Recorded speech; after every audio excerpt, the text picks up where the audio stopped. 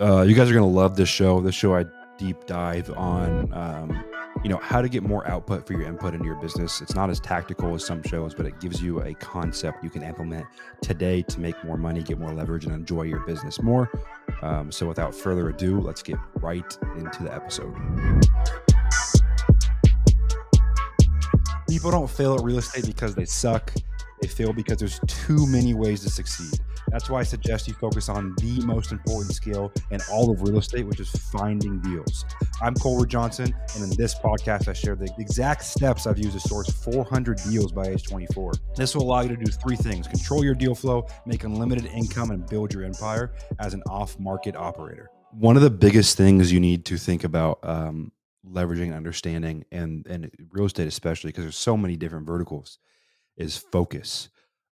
Focus is a superpower, you guys. We're not taught how to focus. We're taught, in elementary school and middle school and high school, to go from class to class, subject to subject, and constantly switching our brains. But what I've found when I get my biggest advances in life and business, in my real estate company over the years and other companies, is when I have extreme focus. And what focus is, at the end of the day, it's being able to put your brain on one bottleneck and one issue in your company and ruthlessly attacking that until it's resolved. And that's where I think a lot of entrepreneurs get stuck. Um, in their real estate business is they get to this place where they're constantly chasing um, the next thing, the next vertical, the next business model, the next magical software. And I talk about that a lot. But this show is specifically, I've talked about this in some other shows, but this show is specifically all about where you put your focus. um, the reality of the situation is no one that I've talked to in this business honestly and truly can sit there at the end of the day with themselves and say, I'm 100% focused on what I need to be doing, which is choosing one bottleneck and attacking that. And that's how you move the needle in this business. So, um, I'm going to take this back, you guys, to what I call the HOA, right? This hustler, operator, architect. And I'm going to use an example to tell you guys at each level of that hustler, operator, architect, at each level of that pyramid where your focus needs to go. So, baseline at hustler, at every single place in your hustler, operator, to architect journey, there's going to be a different thing to focus on. And that's what I think a bunch of people get wrong is they think what got them to from hustler to operator or operator to architect or to a hustler stage is going to take them to the next level in their business. I mean, they think that that the same hustle that got them their first two deals by driving for dollars and door knocking and cold calling themselves, they think that's going to get them to 5 deals a month. And then when I get to 5 deals a month, they think, at the operator stage, that stuff's going to get them to architect. So I'm going to go through kind of what your focus needs to be at each level in this pyramid if you don't want to burn out and you want to continuously scale, which means make more money. Scale isn't do a bunch more deals, guys. Scale is make more money. And the way you do that is with proper focus on the right systems and bottlenecks in your business. And that's how you truly get scale. So going back to the bottom of the pyramid, guys, when you're in the hustler stage, right? We all go through this, right? We're driving for dollars, we're cold calling, we're sending postcards ourselves, we write ourselves, we're knocking on doors, we're going to Facebook, we're going to meetups, real estate meetups, and shaking hands and telling people what we're about and what we do. At the end of the day, this stage is amazing. Every single person has to go through this. Every single person that I know personally, mentors and business partners that have crushed it in real estate in their business, they all go through a hustler phase, right? It's stressful. You want to pull your hair out. You don't know if you're going to make it. Every day is a grind. You're constantly chasing down, your next check to pay your bills for the next month. And that's the reality most people have to go through when they get into real estate. A lot of people do. And I had to go through that phase where I was cold calling every single day by myself to get my first deal or two. And every single person starts their entrepreneurial journey like that. Well, the problem is though, is they go, hey, this got me to 1 or 2 deals. Hey, this got me to 100 and 200 grand. And they never start focusing on what will get them to the operator stage, right? When you're at the hustler stage and you want to get to the operator stage, your bottleneck isn't people yet. Your bottleneck is putting systems and processes in place so you can be more efficient and spend more time doing what's working. So instead of driving for dollars all day, you're buying a list of properties, putting them in a skip tracer, and putting them in a dial layer texting system, and you're getting leverage. So what leverage is, you guys, it's how much output can you get for your input. And so I'm going to talk about a few things here when you're at the hustler stage that you can start focusing on, because most of my audience is most of you guys that DM me, you're between that $0 to $500,000 a year range in revenue. That's a very much a hustler stage where you're 1, 2, 3 man show trying to figure it out, trying to move the needle forward. So the number one thing, guys, that I can tell you. uh, builds leverage in a company is documenting your company. Meaning, if you spend an hour a day or 30 minutes, even 30 minutes a day, writing down the processes and what you do in the day to day in your business, that's infinite leverage, right? If I write down a process or an SOP or playbook one time on something, every single person that ever works in my company can read that forever. That's infinite leverage. It doesn't feel like leverage in the morning in the moment, but that's infinite leverage. And so I want to look at stuff that gives me when you're going from a hustler to operator, stuff that gives you a higher return on your input, which is your time and money, right? So instead of you driving for dollars, you're hiring a cold caller. Instead of you sending postcards, you're sending them through a company. Instead of you doing data and skip tracing, you're hiring a $3 to $4 an hour virtual assistant. So we're starting to find ways to leverage our resources we do have, which is time and money, to get a more output for our input. Another example for this is content, right? If you make a training video for your company, or you make a video about your company, or you start posting on social media in the right way, it doesn't take you extra effort per person that watches that video. You make the video, and whether 10 people watch it or 10 million people watch it, it doesn't take you more time, energy, and effort. You produce it once, you get it out, and that's infinite leverage.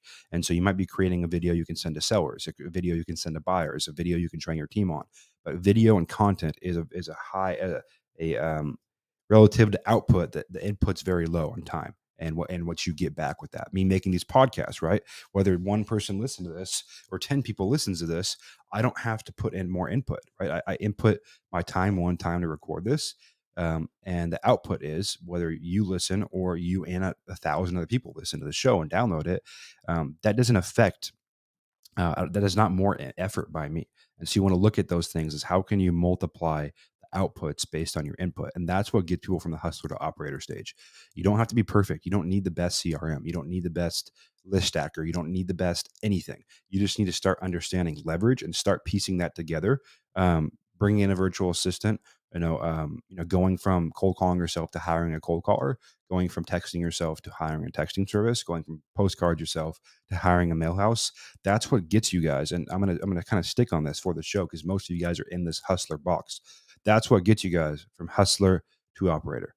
Nothing else is truly going to really move the needle for you guys when you're going from hustler to operator. You have to figure out how to start getting leverage. The ultimate leverage is people, right? So that ultimately, the more people we can bring in our organization, the more it's going to grow, and you get more output on your input, right? If you're doing sales calls yourself, awesome. You're going to get output on that. But if you have a team you train and you have 10 sales guys or 5 sales guys or 3 sales guys, you're going to get much more output for your input. And it's not about perfection, you guys. It's about slowly getting ourselves more and more leverage and buying back our time in our business.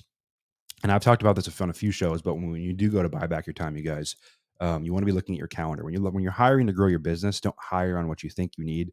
Hire based on what you're spending your time on your calendar. And so if you look at your calendar and you have 4 hours a day going to something that's not really your highest and best use, it could be it's in the delegation zone. Delegate that thing. Okay, you guys don't want to be wasting your time as an entrepreneur because the superpower you do have is focus. You don't want to be wasting your time doing 5, 10, even $20 an hour tasks as you scale your business, because your job is to get more and more leverage. Um, the next piece of leverage, right? That's low input, high output is software, right? Automation, AI software, right? The highest version of leverage right now is AI, right? Like you look at like Agent GPT now. You give it a simple command and it goes and does it for you. So software leverage is incredibly valuable, incredibly valuable. It can get you to a place that you can truly, with the CRMs that are out there, the Podio, the Salesforces, the follow up bosses, the investor fuses. There's so much automation that can go into pipeline follow up, nurture campaigns, drip sequences, communication streamlining between phone, SMS, and email, follow ups. There's so much automation that can go in now in the back end of a business. That's a lot of leverage too. But normally, when people make the jump from hustler to operator, they focus a little bit on the software side, but they're not all in trying to automate everything, right? Because that's not the goal. Our goal is to get leverage and to attack the immediate bottleneck. What software can do for you is it's not going to get you from 0 to 5 on a scale of 10, right? The hustler stage, you go from 0 to 2, you start getting deals. When you bring in a VA, you get a decent CRM, you hire a cold caller, you start buying leads. That might take you from a 2 to a 5, right? But at 5, software, when you implement software and automation and all that kind of stuff, it's not going to take you from a 5 to a 10. It's going to take you from a 5 to a 6.5. And then to make that final hurdle is when you need real people, right? You need leaders and salespeople and people to come into your organization and help you crush it. So um, there's no like right and wrong way to do this, but most people I see that successfully make that jump from hustler to operator and don't fall back. Because a lot of people that go from hustler to operator, they get to operator for a while, and then after a couple months they go back to hustler. One, they're not prepared enough to manage even a virtual assistant, because even a virtual assistant, you guys, still has to be treated like an employee. You still have to give them training. You still have to have check-ins. You still have to care about them. You still have to build culture. You still have to treat them like part of your team if you want them to perform at the highest level. So a lot of people get to operator and end up falling back because they're not quite ready for that. It's like the people that get $100 million, right? And they get to a point where they're not the person that can handle $100 million yet. That's why athletes go broke, rappers go broke, um, lottery winners go broke. It's because they're not the person that can handle that yet. And so you might not be the person that can handle the operator role the first time you get there, but that's okay. You learn a couple skills, you back doing deals yourself, you go back up there again. Eventually, you will figure that out, and you'll be sitting up there in that operator zone permanently.